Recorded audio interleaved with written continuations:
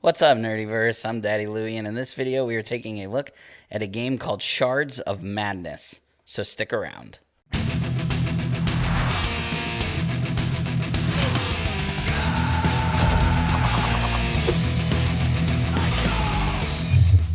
Before we get started, if you enjoy this video, please give it a thumbs up.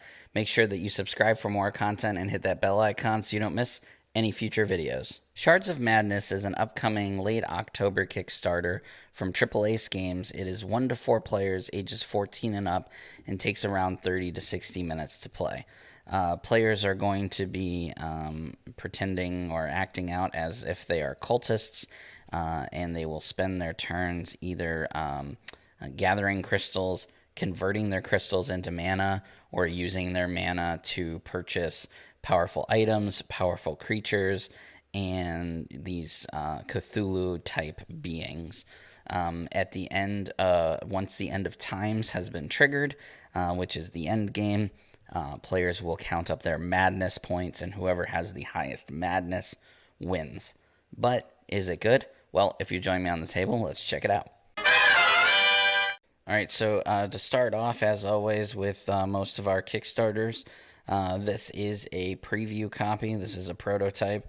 So everything that you see here is, of course, subject to change. And there's a couple things that I wouldn't mind seeing changed. We'll talk about that in a minute. But this is everything that I got inside of the box. This is a standee for Leo the Elder. He is who you will be facing off against in a solo game, and in a multiplayer game, you're going to use him to indicate the last player, not the first player, which is kind of cool. You also have your summoning circles here. Each player gets one of these. They're the same except for the art, so you basically are just going to pick which art that you want. But this is where your crystals are going to go once they have been converted into mana. And they're numbered 1 through 6. The one inside is your experience points, and the outside is your mana. We'll talk about that a little more later. And they're double-sided, so there's, you just basically pick which design you want. They're the same other than that. There's also a bag of crystals. These crystals are huge, and personally, I wouldn't mind seeing them a little smaller, as you'll see later in the game. Once you start putting, like, crystals on the board, it starts to get kind of crammed, especially the experience in the middle. I don't think they need to be that big. I don't even think this needs to be that big if everything was scaled down a little bit. But it doesn't, take away from playing the game, I guess. And then you have your creatures and your items. These are on tarot cards, which I really, really like. I'm a sucker for games that use tarot cards. And the art on these cards is so good. This is a Cthulhu themed game, which is cool because Cthulhu is really in right now with Lovecraft Country and everything. But the art on these cards is just so good. You'll probably hear me say that a few more times because it's just so good. But anyway, let me shuffle these up, and I'll set up for a game, and I will show you how it plays. Okay, so here I have set up for a 2-player game. You're just not going to be able to see the other player's summoning circle. But that's okay, because what they're doing on their end won't really impact what we're doing on our end. There's not really a whole lot of I gotcha mechanics in this game. It's really more about resource management of yourself. So it's very resource management heavy. So we shuffled the cards, and we deal 6 cards face up in a row. This is known as the altar. And then we've taken the rest of the deck and split it in half evenly, placing 5 crystals randomly from the bag on top of each deck. These are known as gates, and as long as there are crystals on top of them, those gates are sealed. Those are important terms to know for playing the game. So you got your altar, your gates, and the gates are sealed while there are crystals on top of them. So play basically continues until end of times is triggered. There's 2 ways of triggering that. One is if one player ever gets to controlling 6 creatures and or items on their side of the board, that would trigger it, as well as if one of the gates runs out of cards. That also triggers the end of times and end game, basically. So that's how the setup is for 2 players. If you're playing with more than 2 players, when you make these gates, you're just going to make one gate of an even amount of cards for each player. So each player will have a gate, and then you're going to put a gate in between each player.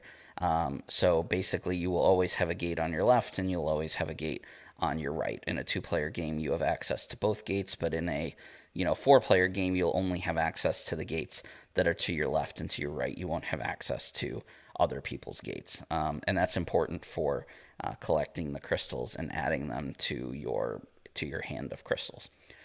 In a solo game, the game is set up exactly like this. However, how many cards you start with in the row determines how easy the game is.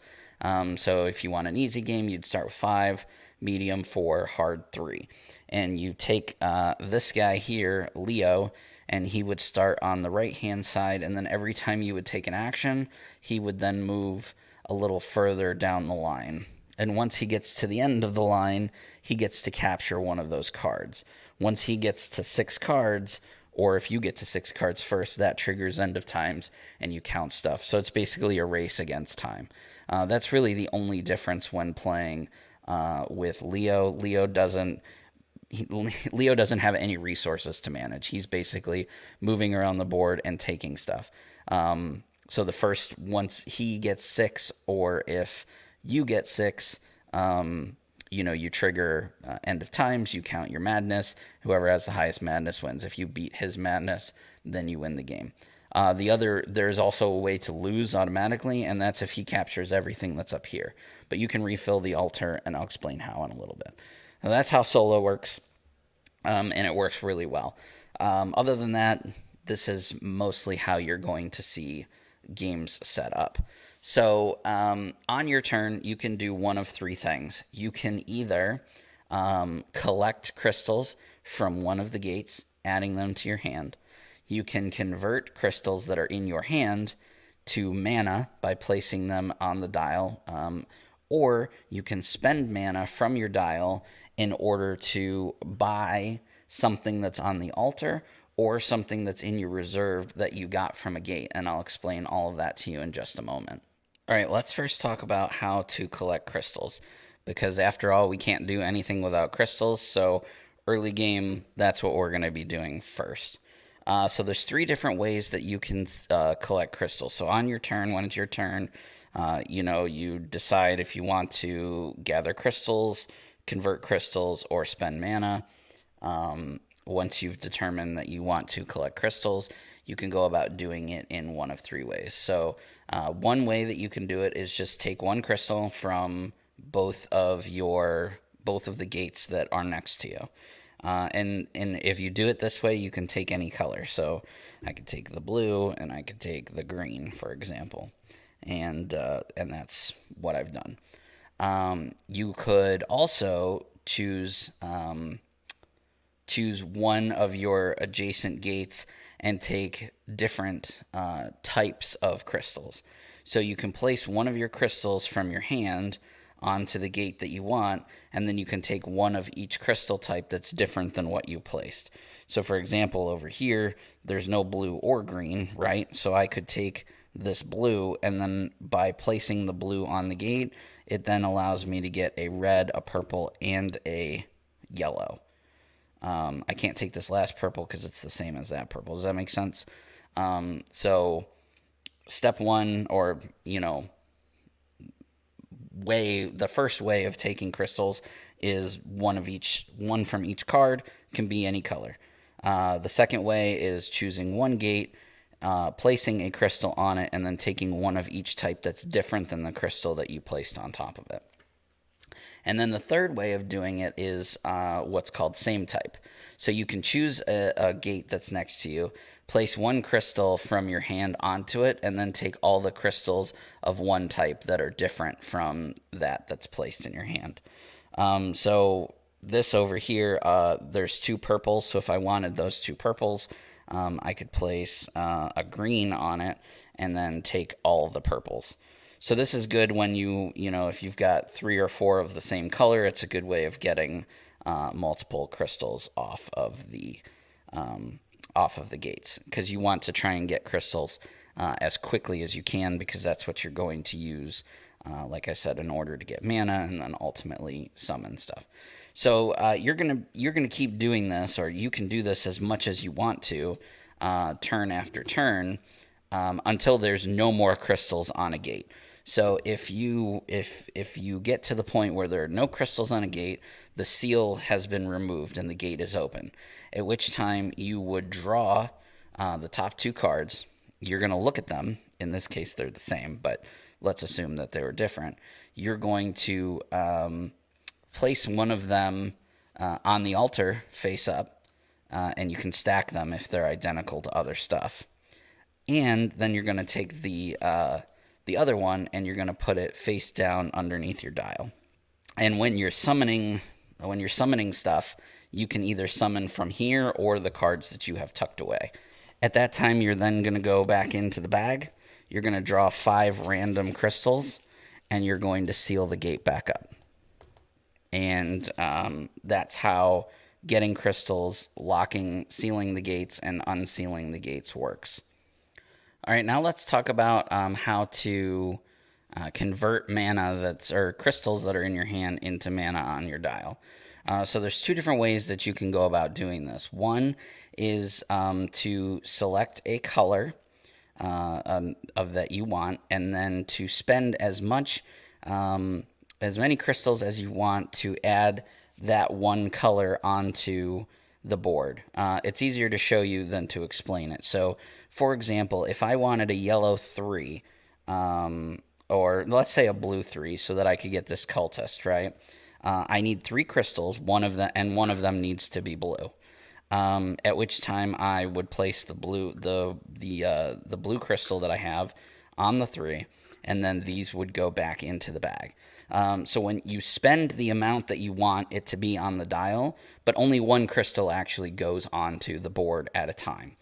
The other way that you can do it is to spend like crystals in order to get 1 more. So again, easier to show you than to explain it. If I wanted a purple 5, for example, I could spend 4 purple, and it gives me a 5. Does that make sense? Rhetorical question, because you can't answer me. So basically, you spend the amount of crystals that you want, and one has to be the color that you want. So if you want 3 blue mana, you need to spend 3 crystals of any color. One of them needs to be blue, and that is what would be placed there. The other ones would go back into the bag. If you wanted, in this case, 5, purple mana, you would need 4 purple mana, or 5 of any color, and 1 had to be purple. So in this case, I have 4 purple mana, so 1 goes on the 5, and these go back into the bag. And that's how I've converted my crystals into mana. You can only do this once per turn, so I would either be able to do the blue or the purple. I couldn't do them both on the same turn, but that was just an example to show you how converting crystals into mana works. So far we've talked about how to get crystals from the gates into our hand, and now we've talked about how to get crystals from our hand and convert them into mana. Now let's talk about how to summon creatures and items. Okay, so the last action that we have to talk about that you can do on your turn is to summon cards. There are 4 different types of cards in the game. It's important to know what each one is and what they do, because that's going to help further your strategy a little bit. So we have our mythical creatures and our mythical items. Those are annotated by the lightning bolt symbol in the top right. The symbol in the top left, that's the madness value. That's how much madness or victory points that's going to give you at the end of the game. The bottom left, that's how many mana you need and what color you need it. So This is a mythical creature, mythical item. It is worth 6 madness at the end of the game, and it requires 4 green mana in order to summon it to my side of the board. Mythical creatures have single use abilities that are activated as soon as you summon them. So if I were to summon this card, I would get to refill my seals up to 5 automatically. So I play this, and both seals that are adjacent to me would fill back up to 5 crystals. There are also cultists that's annotated by this cultist symbol in the corner.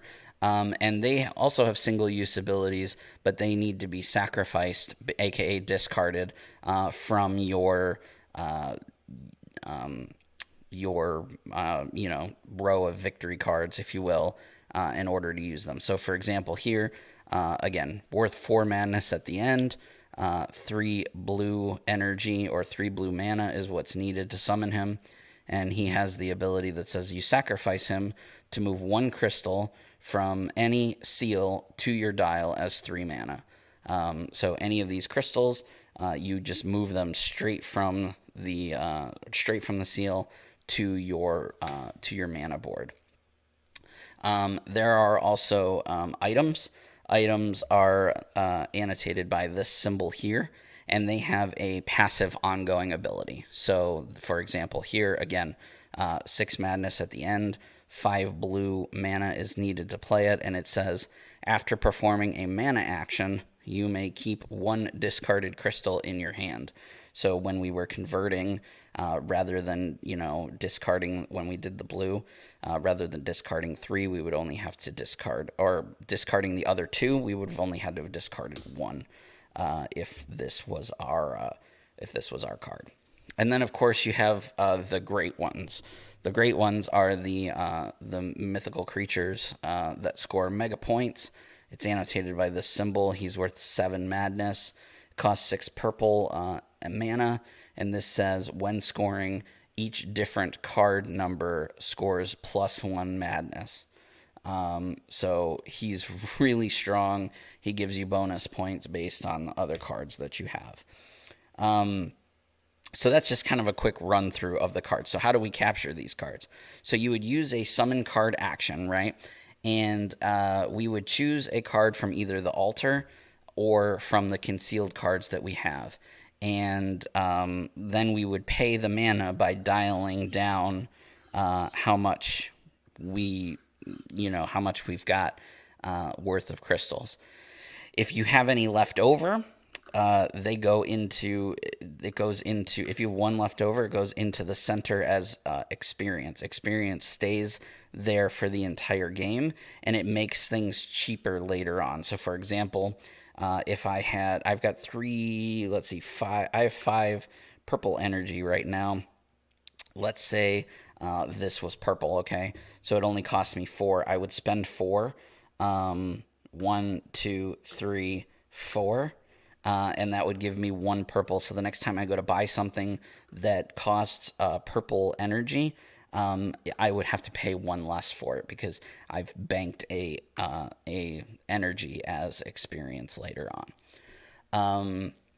But you, of course, don't have to. You don't have to do that if you don't want to.